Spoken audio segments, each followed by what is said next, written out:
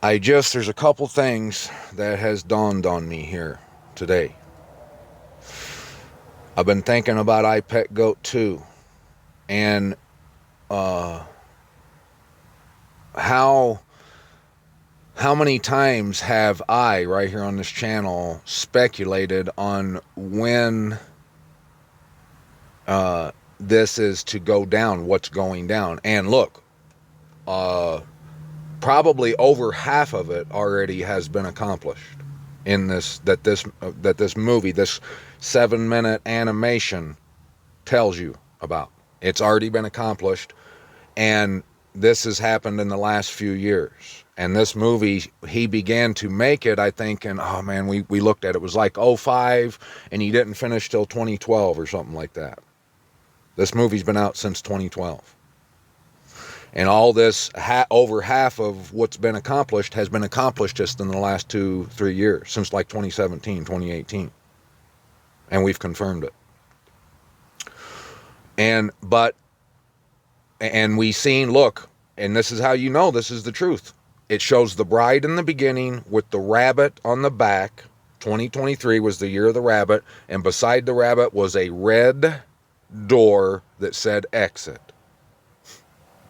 It had a deer, leaping deer on the side of the wall, and the meaning of the deer is the same meaning meant behind the deer in the movie Leave the World Behind that show up in the backyard, that are on the cover of On the Highway. That's talking about you. You need to come home. And right now is a urgent. I have an urgent warning here for you tonight. We all need to be on our toes right now. We know that was talking about the bride. We know that the year of the separation was in 2023, October 7th. That's what happened. I came back to the true location. The Most High has revealed to me that Israel is not the Holy Land. The true Holy Land is in Utah, America. Yes, it is. And I came home. I'm not from here. I didn't know anyone here. I came here.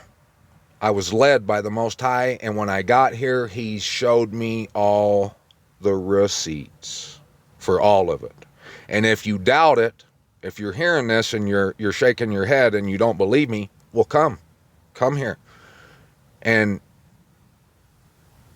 get in the comment section and I'll prove it to you. I'll prove what I'm saying. I'm not just talking smack. I'm talking facts. So a lot of this has already happened. But what dawned on me here, I've been thinking about, was when it shows this woman whose name is Sun Tzu with the tiger on her back, which represents the year 2024. I kept saying that maybe it was in the winter of 2024, like in January and February when this might happen. But I think I was wrong. Let's watch this for a second. I'm not going to play any of the audio. Let's just watch it and let's see what information this little few seconds of this video gives us. Watch.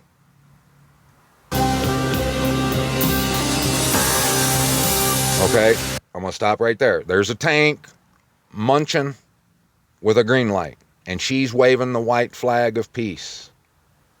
She's got a tiger on her back, representing the year 2024. And right before that, we saw the yin and the yang dissolve. That's October 7th. That's what that was talking about. Boom. Now, that guy is death. Obviously, right? So, she had the tiger on her back. Her name's Sun Tzu, which to me, it's not spelt like the real Sun Tzu, but it lets you know what they're getting at, the maker of this movie. It's Sun Tzu is the guy that wrote the Art of War, I believe. We've looked at all this, but I'm pretty sure he wrote the book Art of War, and he was like a expert revolutionary in military strategy. strategy. So that's why her name is that. And he's responsible for things like the using the element of surprise and stuff like that. Trickery. She had a white flag in her hand, and you hear peace right now.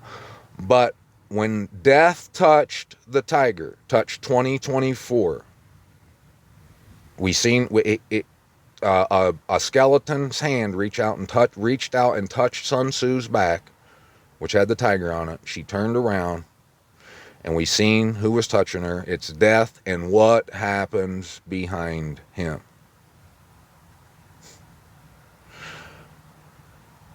The 4th of July is when we light fireworks. Now you could say that we light fireworks on New Year's, New Year's Day.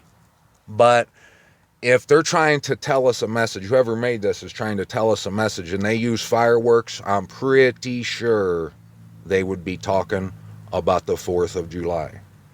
Now, that right there is speculation, because obviously it ain't the 4th of July. I'm not psychic. I'm not making any predictions. I wouldn't even talk about this cartoon had it not had over half of what it says been confirmed to me in all this stuff that's going on. And you should know that it knew whoever wrote this, whoever they were, whether they're fallen angels, whoever they are, whoever made this, they knew the game, the playbook. They knew the game plan. They knew what was coming. So I'm just sharing this with you. It's strictly speculation at this point. But because I love you and it's my duty, I'm your brother. Keep your eyes peeled. We're almost to that. What's the date today? The 26th. What do we got? About a week left? 2 weeks before the 4th? And you see everything ratcheting up. You know that we're on a collision course. The world is, society. We're in those end days. And if you've got truth, and remember, I got to remind you guys this all the time, and the reason I'm reminding you is because I've been reminded today and yesterday that if you're a watchman, and you want to know how you can tell if you're a watchman or not, if you've been given information that must be shared, well, guess what? You're a watchman. If it's about the Most High's word. If you know information and there's people around you that needs to hear it, and it's life or death, you have an obligation, a duty to share that information.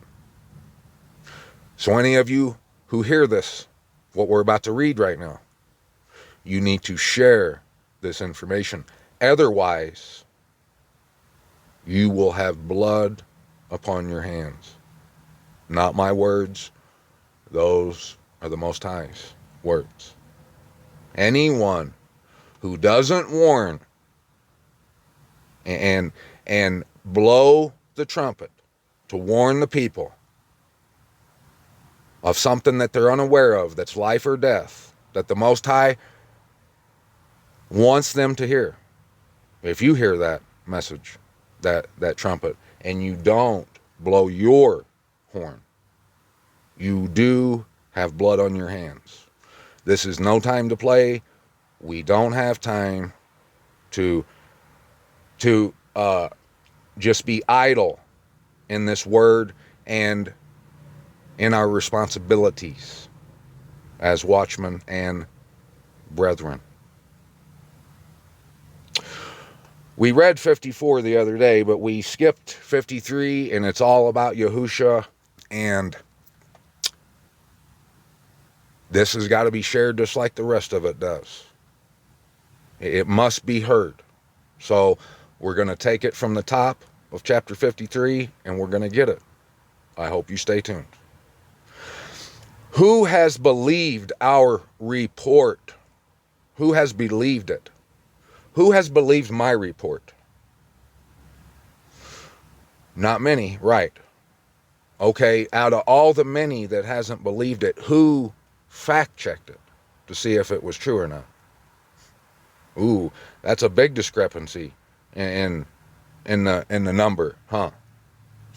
Not many, I bet. I bet not many of the many who laugh and shake their head at this report, I bet not many of those actually went and did their homework. But just because you don't believe it, that doesn't clear your guilt of your responsibility. That doesn't clean you of any blood on your hands. Just because you don't believe it. You must be suited and booted just like the rest of us. Berean style for you too. You don't have to believe it. But if you don't go check the facts to see if it's the facts, then you were just a fool. And to whom was the arm of Yahuwah revealed? The mighty right hand, Yahusha, the Messiah, the Word that we're reading. That's who he's talking about too. He's talking about the Word, the arm. To whom was the arm revealed? For he grew up before him as a tender plant and as a root out of dry ground. He has no form of splendor that we should look upon him, nor appearance that we should desire him. Now, I don't know what Messiah looked like in the flesh. I don't know. But I can tell you confidently that the Word to the world has no form or splendor that they should look upon it. They don't like its appearance. They don't desire it. The Word. They don't. They desire for their ill ears to be tickled. But they are repulsed by instruction. Despised and rejected by men. That happened to Messiah in the flesh, and it's happening to the Word right now. And it has been.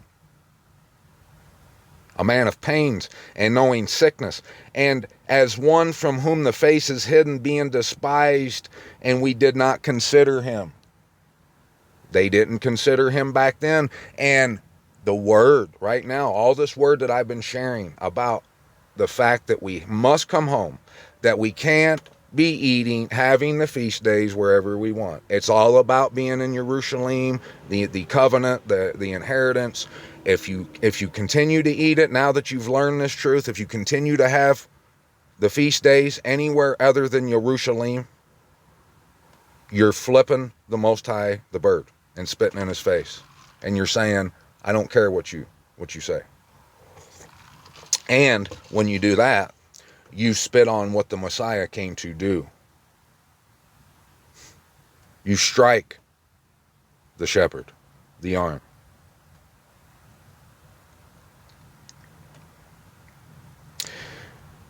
Truly, he was born our sickness. He has borne our sicknesses and carried our pains. Yet we reckoned him smitten, stricken by the mighty Most High, and afflicted. That's what they do with this word. That's what they do to me or anyone speaking the truth about the fact that you have to come home. They want to keep lathering their lips with that lamb out there. It's all about how good of matzah bread they can make and who threw the best shindigs and all this. But the whole time, all the while, the Most High's house, what those feast days are all about, sets in ruins and humiliation, and none of them give a rat's patoot.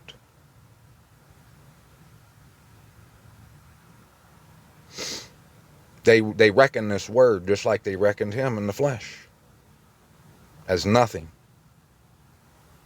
Look what a grave mistake they made. Anyone who rejects this word, the word, is doing the same thing right now. But he was pierced for our transgressions, he was crushed for our crookednesses. The chastisement for our peace was upon him, and by his stripes we are healed. Now let me tell you something.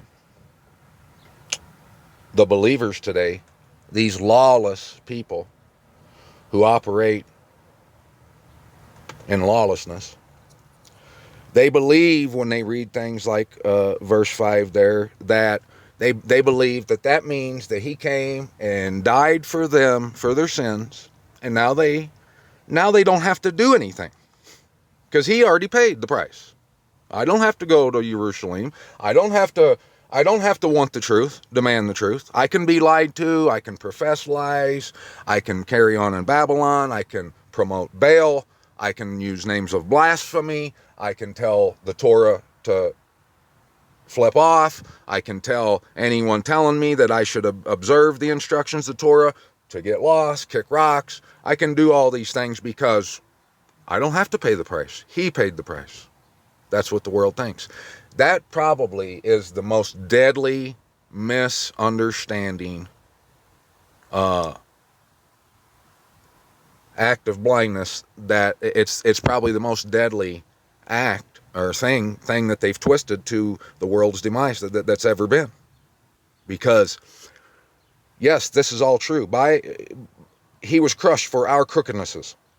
The chastisement for our peace was upon him, and by his stripes we are healed.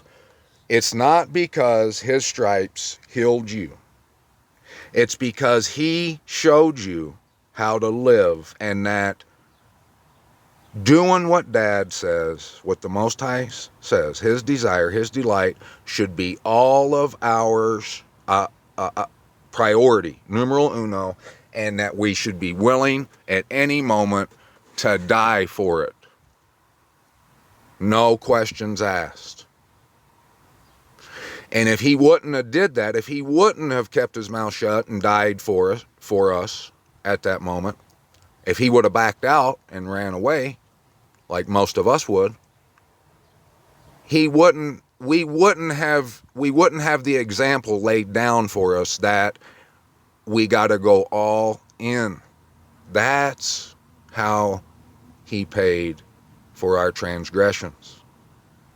We had to understand that this is everything. Otherwise, what was he doing? Was it everything to him? That's why he did it, right? He said, your will, Father, not mine. He didn't say, so all I got to do is go down there and get killed brutally, and then they can do whatever they want from now on, and they don't have to worry about getting in no trouble. Well, what the heck is the word here for if we ain't got to worry about getting in no trouble? Why is there a judgment? Why does any of this stuff even matter? If nobody's going to be held accountable, why did I just tell you guys in the beginning that if you're a watchman, you must be sharing this message or blood's on your hand? Why do we have to do that? If all we have to do is accept him into our heart, and he paid the price, and we're good, then we shouldn't have to worry about nothing we do, right? You see, that is ridiculous. Ridiculous. He said, the Lamb said out of his own mouth, if you want to enter into the reign, into the kingdom, and that's where everybody wants to go, right? Are you going there? How about the next person? You're planning on going there too, right? All you guys are, right? Okay. Well, he said, unless you pick up my stake and follow your stake and follow after me, you ain't coming. You ain't worthy of the kingdom. Okay. When you didn't believe me and dismissed what I've been saying about the true location of the true Holy Land, did you go fact check me? Did you go to try to prove to see if what I was saying was the truth? You can't even pick up that twig, man. It's a twig. It ain't no stake. We can start talking stakes when your feet get moving. We ain't talking nothing if you can't even pick up the word to see if all the gossiping you've done was valid or not about someone that's trying to speak the word.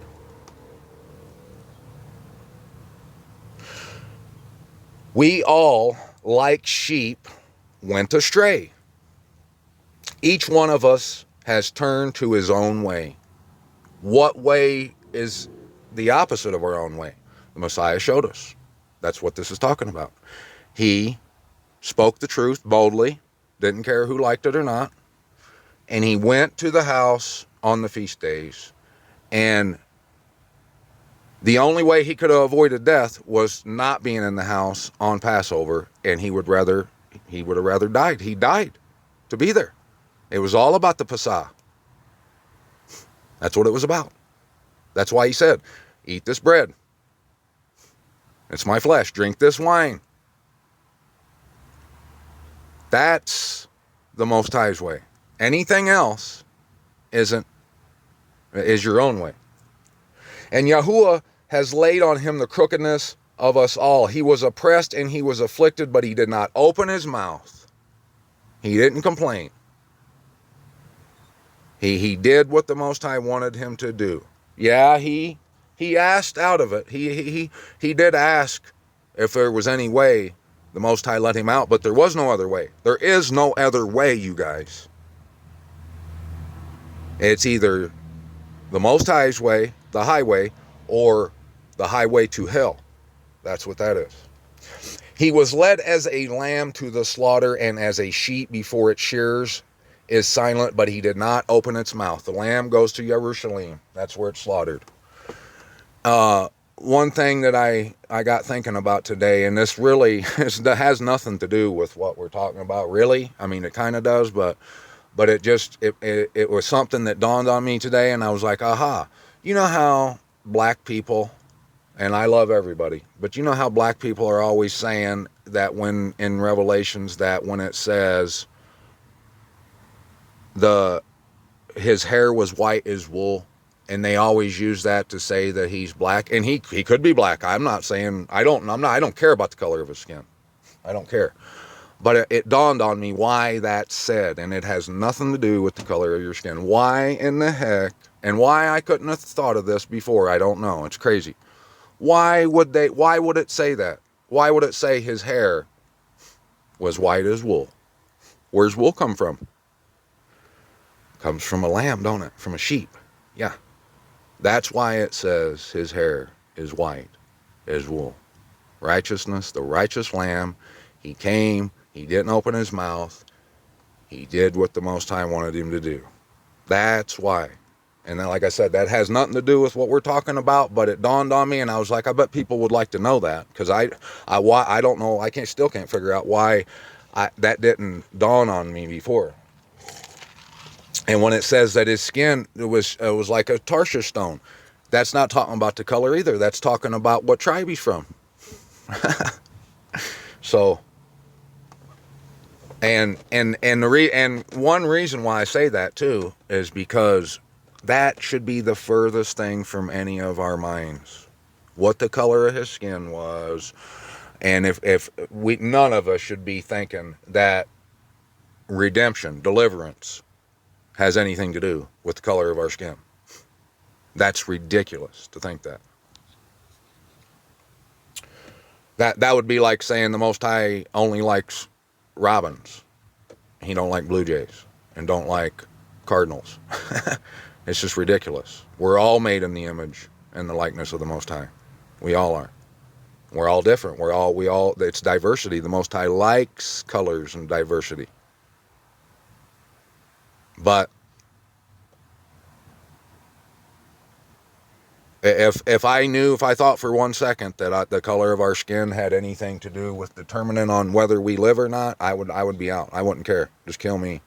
I wouldn't want to serve anybody that's going to judge me by the color of my skin. And good thing that I know for a fact that my mighty Most High does not. He did not open his mouth. He was taken from prison and from judgment. And as for his generation, who considered that he shall be cut off from the land of the living? Who considered that? Do you consider that? Well, you might want to put a pin in that before you say no. For the transgression of my people he was stricken. He was appointed a burial site with the wrong. Now, The reason he asked them that just a second ago when he said, who considered him to be taken from the land of the living?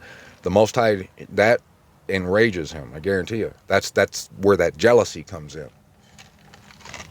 Well, yeah, at the time, they took him out to Golgotha or whatever, and they buried him with the wrong whatever. I know that happened, but let me throw this little twist on it here for you. If you believe that he's buried over there, that he died over there in Jerusalem in the Middle East, you're dead wrong. He wasn't. That's the image of the beast. That's the imposter. That's not the real, quote unquote, holy land. It's a lie. It's a snare. It's a trap. So, and we've done established more times than enough, more than enough times, that you can have the feast. You can't have the feast days anywhere you want. You must come to Jerusalem. So that's established. So now that we've got that established, now you need to figure out, you need to get to Jerusalem. And like I always say, before you head over there to the Middle East, you might want to check the facts on that one, because it's not over there. It's in Utah.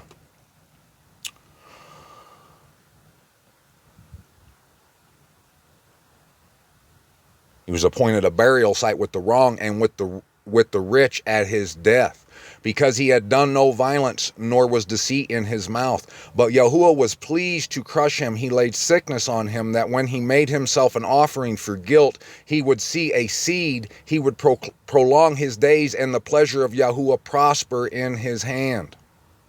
He would see the result of the suffering of his life and be satisfied. Through his knowledge, my righteous servant makes many righteous, and he bears their crookednesses.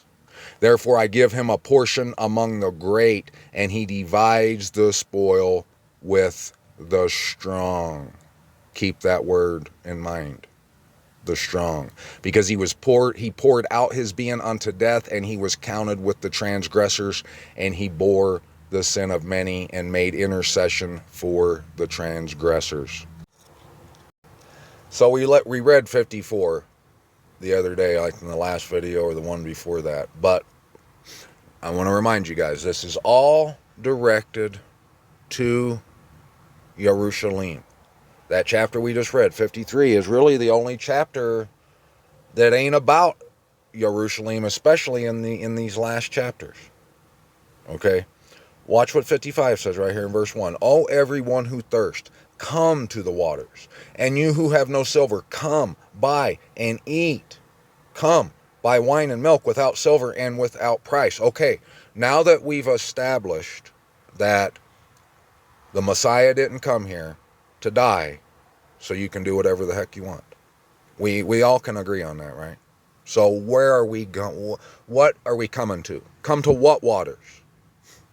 To accept a blasphemous name Messiah into your heart as your Lord and Savior? So just call him whatever you want? Is that where we're coming to? Those are the waters we're coming to? No, absolutely not. So are we just, as long as we use the right name, Yahusha, and we accept him, but we keep eating the feast days wherever we want. We don't care about the humiliation of Jerusalem. We don't care if there might be an imposter or not, if we're being hoodwinked. And why would all this word, this Isaiah and Jeremiah, be directed to the renewed Jerusalem, if we don't need to think about it? There's many waters. That's why the Most High's voice sounds like many waters. It's many truths. There's many truths, but they all have one primary goal, and that's to get you home, just like the prodigal son, back to where you belong. And it's full of many truths that will quench your thirst.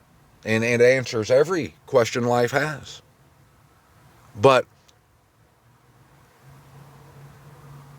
you're living in denial if you think you don't have to go there, if you don't have to care about it. You're living in denial, and you're on your way to a sad day.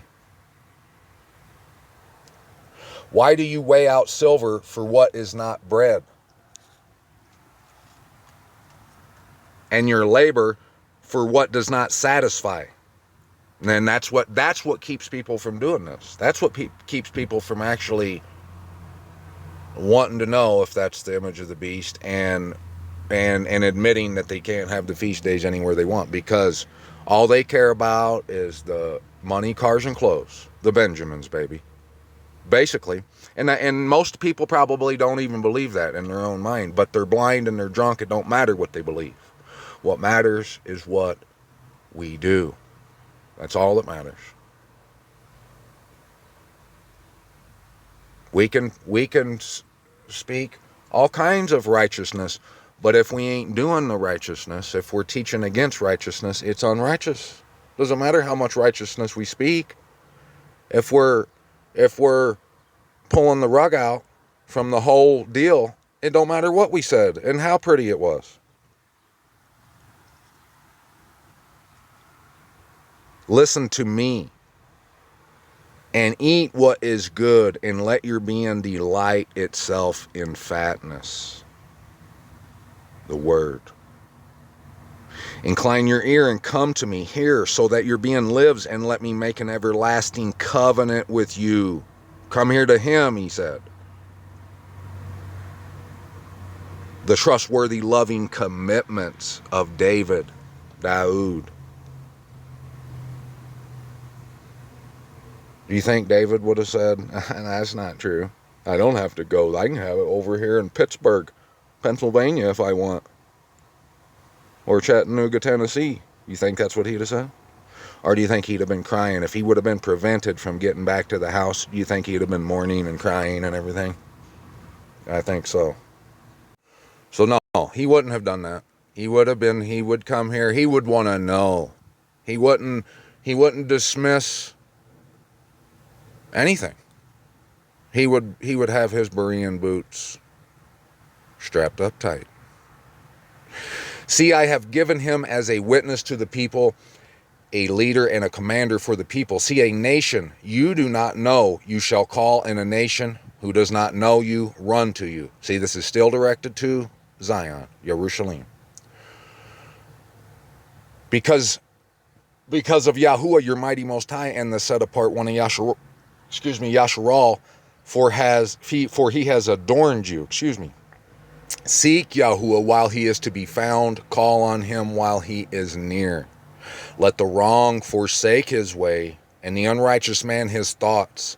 Let him return to Yahuwah, who has compassion on him, and to our mighty Most High, for he pardons much. For my thoughts are not your thoughts, neither your ways my ways, declares Yahuwah.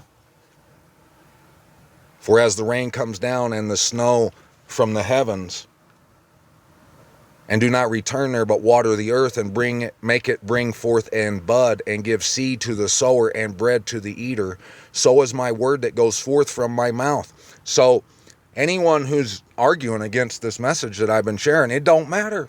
It doesn't matter how bad you don't like it, how much you don't like it. It doesn't matter. This is his word, and it's not returning to him empty. That place over there is a lie. It's on its way out.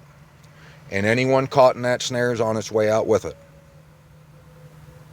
Does not return to him empty, but shall do what I please, and shall certainly accomplish what I sent it for. For with joy, okay, listen, pay attention to what he says here. In verse 11, let's reread that.